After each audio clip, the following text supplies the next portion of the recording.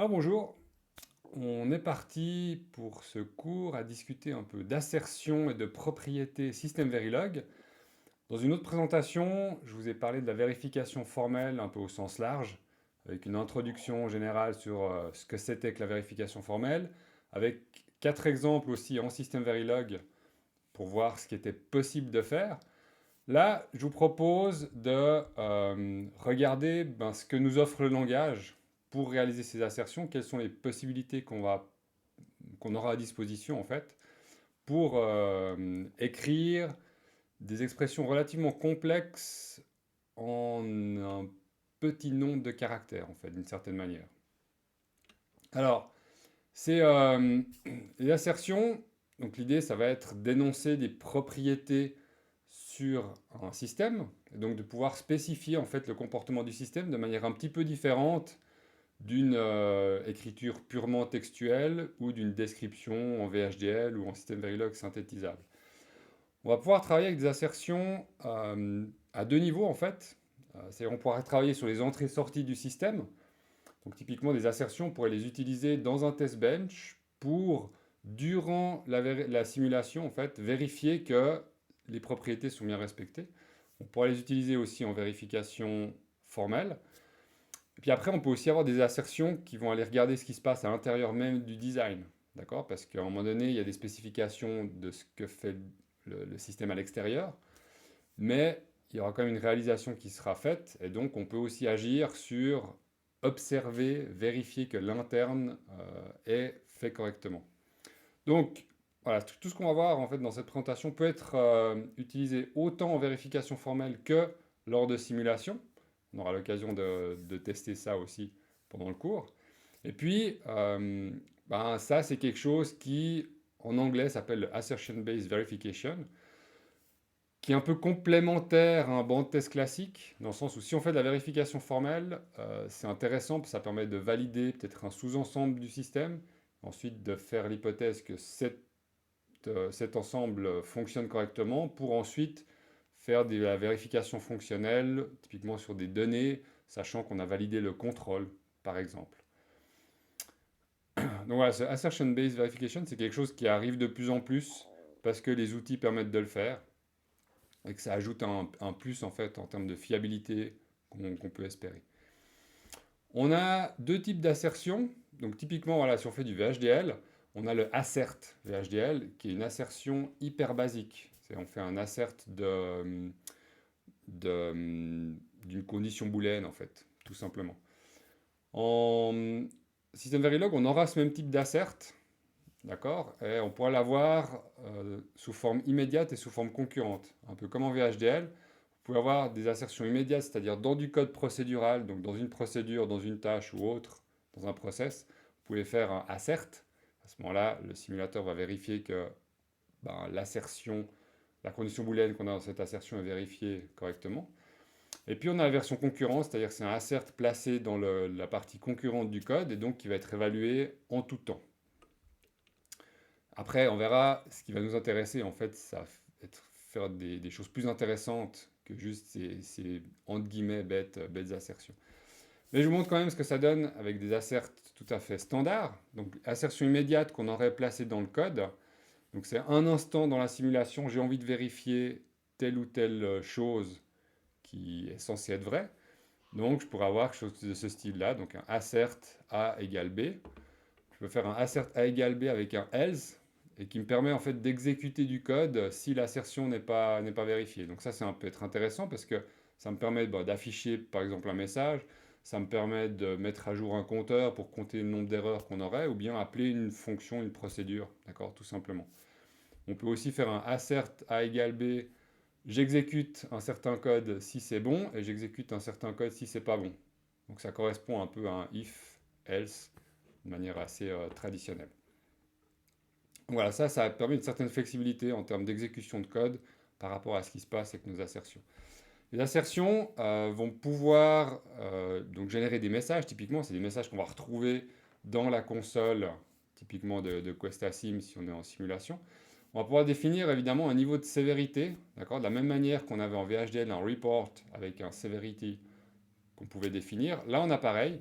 Donc on peut utiliser différents niveaux de sévérité, fatal, error, warning, info. On retrouve les mêmes niveaux que ce qu'on a en VHDL. D'accord?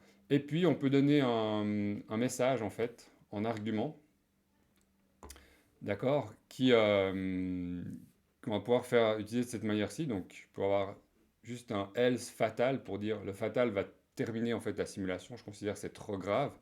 Je pourrais avoir un warning pour dire euh, c'est pas bien grave en fait. Il y a un truc qui s'est pas bien passé, je l'indique, c'est tout. Et puis on va pouvoir passer un message en fait de ce type-ci. On peut aussi passer un argument à fatal qui permet de retourner en fait à la fin de la simulation pour récupérer un code pour savoir comment les choses se sont terminées. Donc là, pour revenir sur ce qu'on peut faire d'intéressant avec ces assertions en mode immédiat, ben, c'est typiquement compter des occurrences de quelque chose qui se passe. D'accord? Donc là, j'aurai égalité qui sera un compteur qui va compter combien de fois j'ai observé A égale B. Et puis NB erreur qui sera un autre compteur qui me permet de compter combien est-ce que j'ai eu d'erreurs dans le système. Ça peut être aussi signaler des erreurs en disant bah là, je vais appeler une procédure dans laquelle j'aurais mis un code quelconque pour retransmettre plus loin les erreurs ou pour loguer cette information-là parce que j'ai un logger que moi j'utilise. D'accord? Des choses que je peux faire comme ça. Maintenant, on va se retrouver plutôt avec l'idée d'utiliser des assertions dites concurrentes. Donc on a des assertions concurrentes donc, qui seront placées dans le code concurrent, pas dans une suite d'instructions séquentielles. Là, on se retrouve avec quelque chose différent si on fait du pur combinatoire ou du temporel. Les assertions combinatoires, c'est ce qu'on aurait dans la même chose qu'en VHDL, c'est-à-dire que je vérifie que A égale à B, par exemple. Ce qu'on a en plus ici, en CMVerilog, c'est le concept d'implication. C'est quelque chose qu'on va beaucoup retrouver en fait dans ces assertions, dire si j'observe cela, alors j'aimerais observer ceci. Si le mode de mon ALU est égal à 1, alors mon résultat doit être égal à A plus B. Si le mode de mon ALU est égal à 2, alors le résultat doit être égal à A moins B. D'accord? Donc j'ai une implication. Le mode égal 1 implique que le résultat égale A plus B. Donc ça, c'est quelque chose qu'on va beaucoup utiliser. D'accord? Donc ça, on l'a en plus par rapport au HDL, ce qui est plutôt bien.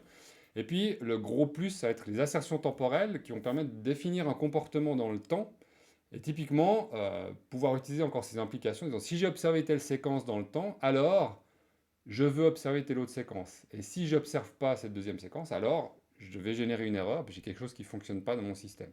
Et là, ça, c'est un mécanisme qui est vraiment puissant, qui va permettre d'énoncer des comportements très complexes en très peu de lignes de code.